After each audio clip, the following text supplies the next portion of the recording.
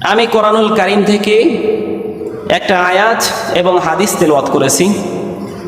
কোরআনের আয়াত এবং হাদিসের আলোকে আমার আজকের আলোচনার মূল সাবজেক্ট, মূল বিষয় অসুস্থতার উপকারিতা। মানুষ অসুস্থ হলে কি তার কোনো উপকার আছে? বলেন তো, আছে? কথা কি বোঝা যায় নাকি যাচ্ছে না? মানুষ যদি অসুস্থ হয় তাহলে তার জন্য কি কোনো কল্যাণ আছে? আপনার দৃষ্টিতে কি বলে? অসুস্থতার উপকারিতা অনেকগুলো আছে। আমি সামারাইজ করে 10টা উপকারিতা বের করেছি।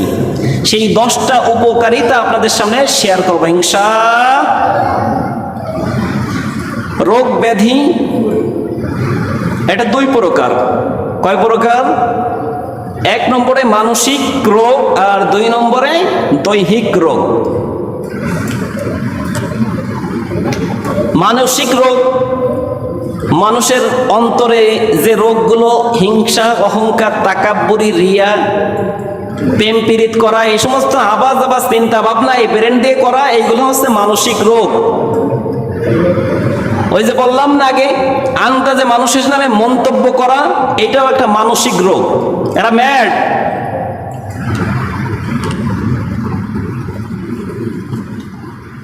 আর দৈহিক রোগ, শরীরে বিভিন্ন জ্বর হয়, তারপর ঠান্ডা লাগে, কাশি হয়, বিভিন্ন অঙ্গ প্রত্যঙ্গ ভেঙে যায়, নষ্ট হয়ে যায়, এরকম আছে দৈহিক রোগ। আর এই রোগগুলো হচ্ছে আল্লাহ তাআলার পক্ষ থেকে একটা বান্দার জন্য নিয়ামত। কি? এই রোগগুলো আল্লাহ তাআলার পক্ষ থেকে নিয়ামত। পৃথিবীতে 4টা রহমত আছে। রহমতগুলো পেলে মানুষ নারাজ হয়ে যায়। তার মধ্যে অন্যতম হচ্ছে রোগ ব্যাধি। রোগ ব্যাধি আল্লাহ তাআলার একটা রহমত। কেন? রোগ ব্যাধি যখন আপনার শরীরকে আক্রান্ত করে, তখন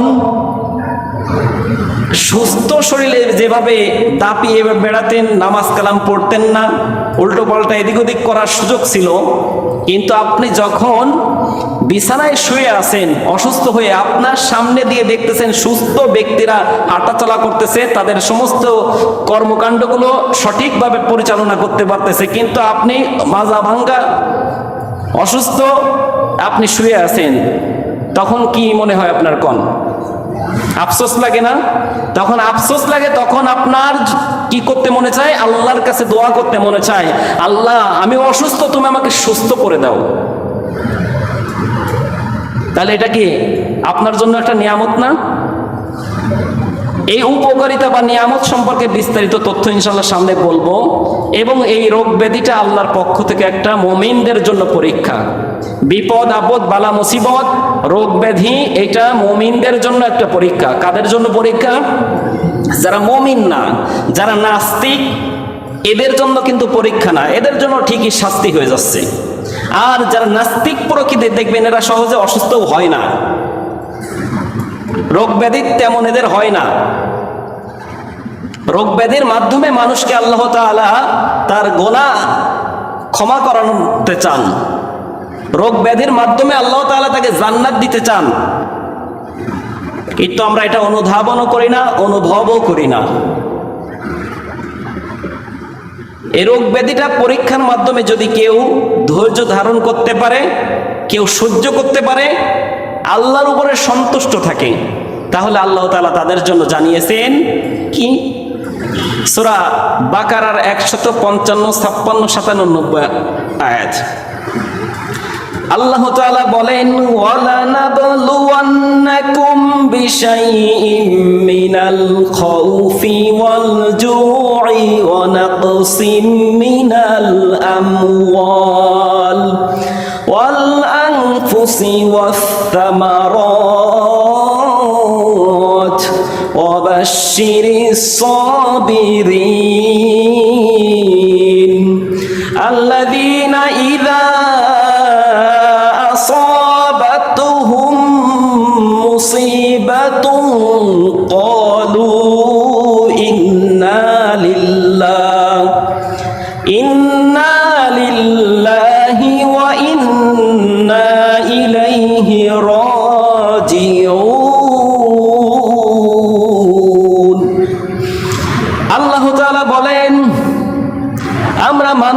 তোমাদেরকে বিভিন্নভাবে পরীক্ষা করব, কিছুটা ভয় দিয়ে, কিছুটা ক্ষুধা দিয়ে, ফসলাদির স্বল্পতা দিয়ে, জানমালের নিরাপত্তা কেড়ে নিয়ে, জানমাল কেড়ে নিয়ে আমরা মানুষদেরকে পরীক্ষা করব। এই পরীক্ষা নেওয়ার পরে যারা, এতগুলো পরীক্ষা নেওয়ার পরে যারা ধৈর্য ধারণ করে, হে নবী তাদেরকে আপনি সুসংবাদ জানিয়ে দিন। কি জানিয়ে দিন? সুসংবাদ জানিয়ে দিন। কাদেরকে? আল্লাযীনা ইযা আসাবাতহুম মুসিবা, যাদের উপরে মুসিবত আসে, বিপদ আসে, তখন তারা বলে ইন্না লিল্লাহি ওয়া ইন্না ইলাইহি রাজিউন। নিশ্চয় আল্লাহ আমাদের জন্য, নিশ্চয় আমরা আল্লাহর জন্য এবং আমরা তার দিকেই ফিরে যাব। আমরা এতদিন জেনে আসছি যে মানুষ মারা গেলে কোন দোয়া পড়তে হয়? ইন্না লিল্লাহি ওয়া ইন্না ইলাইহি রাজিউন। এটা কি মানুষ মরার দোয়া? এটা মুসিবতে পড়লে মানুষ এই দোয়া পড়বে। আল্লাযীনা ইযা আসাবাতহুম মুসিবা, মুসিবা মানে কি? বিপদ আপদ না? তাদেরকে সুসংবাদ দিন যারা বিপদ আপদে বলে ইন্না লিল্লাহ, নিশ্চয় আমরা আল্লাহর জন্য, ওয়া ইন্না ইলাইহি রাজিউন, এবং নিশ্চয় আমরা তার দিকে ফিরে যাব। অর্থাৎ এটা কি? বিপদ আপদে পড়লে এই দোয়া পড়তে হবে। শুধু মারা গেলেই যে এই দোয়া পড়তে হবে বিষয়টা এরকম না। মারা গেলেও এই দোয়া পড়তে পারেন, সমস্যা নেই, কারণ ওইটাও একটা মুসিবত, বিপদ। কারেন্ট চলে গেল, এটাও একটা মুসিবত। গলায় কাটা ফুটেছে, এটাও একটা মুসিবত। এরকম অনেক মুসিবত আছে। মুসিবতে পড়লে মানুষ কোন দোয়া পড়বে? ইন্না লিল্লাহি ওয়া ইন্না ইলাইহি রাজিউন। উলাইকা আলাইহিম সালাওয়াতুম মির রাব্বিহিম ওয়া রাহমাহ ওয়া উলাইকা হুমুল মুহতাদুন। যারা এই দোয়া পড়বে আল্লাহ তাআলা তাদেরকে বলেছেন উলাইকা আলাইহিম সালাওয়াতুম মির রাব্বিহিম ওয়া রাহমাহ, তাদের রবের পক্ষ থেকে তাদের জন্য রয়েছে অনুগ্রহ এবং দয়া। সুবহানাল্লাহ পড়েন। এবং তারাই হবে সৎ পথ প্রাপ্ত, সঠিক পথ প্রাপ্ত, হেদায়েত প্রাপ্ত।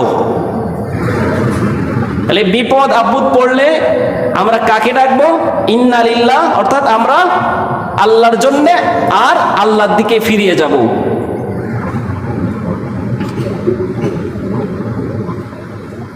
তাহলে বিপদ আপদে ধৈর্য ধারণ করলে আল্লাহ তাআলা আমাদের অনুগ্রহ দেবেন এবং সৎ পথে পরিচালিত করবেন। এরপরে হাদিসের মধ্যে বিশ্বনবী সাল্লাল্লাহু আলাইহি ওয়াসাল্লাম বলেন, আদ-দুনিয়া সিজনুল মুমিনি ওয়া জান্নাতুল কাফির। দুনিয়া মুমিনদের জন্য জেলখানা বা কারাগারের মতো, আর কাফের বেঈমানদের জন্য জান্নাতের মতো, বালাখানা। কারাগার শাস্তির জায়গা না শান্তির জায়গা? শান্তির জায়গা না শাস্তির জায়গা? শাস্তির জায়গা না? কারাগারে কি মানুষ আনন্দে থাকে? সামনে যদি টেলিভিশন দিয়ে, ইন্টারনেট দিয়ে বা মোবাইল যদি একটা টাচ ফোন দিয়েও রাখে, তাও কি সে শান্তিতে থাকবে? থাকবে? থাকবে না। সে আটকা, স্বাধীন না, পরাধীন, সে ওইভাবে শান্তিতে থাকতে পারে না। ঠিক দুনিয়ায় মোমেন যারা, যারা আল্লাহর মোমেন বান্দা, তারা দুনিয়ায় কষ্টে থাকবে। এটা কার বাণী? আল্লাহর রসুলের বাণী। অর্থাৎ মুমিন যারা, তাদের বিপদ আপদ আসবে, মুসিবত আসবে, রোগ ব্যাধি হবে, এটা স্বাভাবিক। এতে বিচলিত হওয়ার কোনো কারণ নেই, ভেঙে পড়ার কোনো কারণ নেই। রোগ ব্যাধি হবে, বিপদ আপদ আসবে, এরপরে পুলিশি ধাওয়া পাল্টা ধাওয়া করবে, বিভিন্ন রকমের ভয় দেখাবে, বিভিন্ন রকমের আপনাকে নিয়ে সমালোচনা করবে। এই যে সমালোচনা অনেকে পিছনে করে, গীবত করে, আপনি আপনার অজান্তেই আপনার যে আমলনামা, যার নামে গীবত করতেছেন, তাকে দিয়ে দিলেন।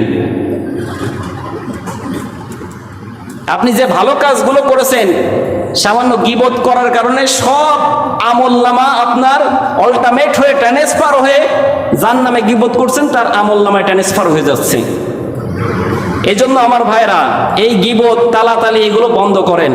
করে আপনার কি লাভ হচ্ছে? আপনার ক্ষতি হচ্ছে। এগুলো আপনি যার কাছে করতেছেন, সে যদি জ্ঞানী হয়ে থাকে তাহলে ও চিন্তা করবে, ও ওর নামে যেহেতু বদনাম বলতে পারতেছে, গীবত করতে পারতেছে, সুযোগ পারলে আমাকেও ছাড়বে না। কি ঠিক কিনা আমার ভাইরা?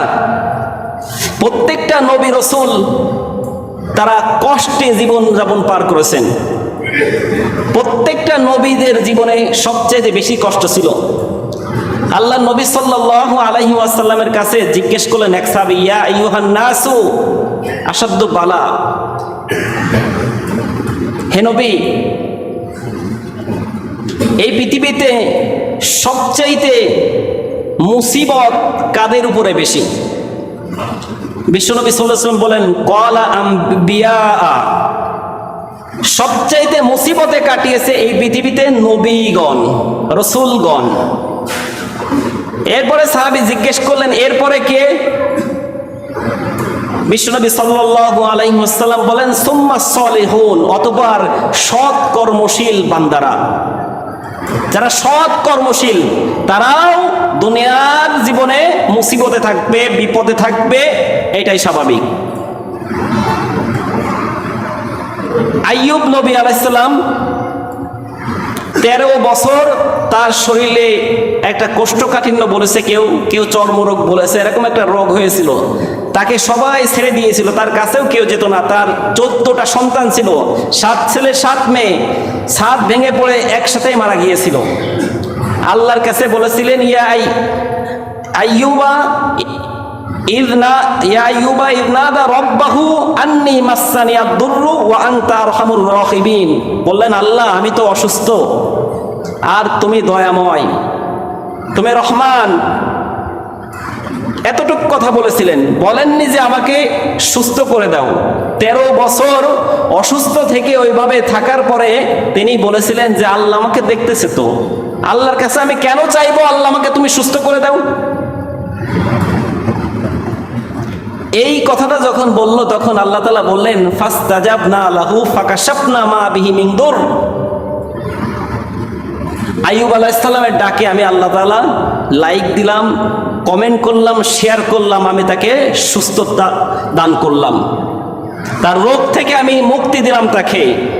এরপর সূরা সদের ভিতর বলা হয়েছে, উরকুদ বিরিজলিক হাযা মুগতাসালুম বারিদু ওয়া শারাব। আল্লাহ তাআলা আইয়ুব আলাইহিস সালামকে নির্দেশ দিলেন, আইয়ুব তুমি তোমার মাটিতে পা দিয়ে আঘাত করো এবং দেখবে একটা ঠান্ডা পানির ঝর্ণা বের হয়ে গেছে মাটি থেকে, এবং যে পানিগুলো বের হবে সেই পানি তোমার জন্য খাওয়ার জন্য উপযুক্ত।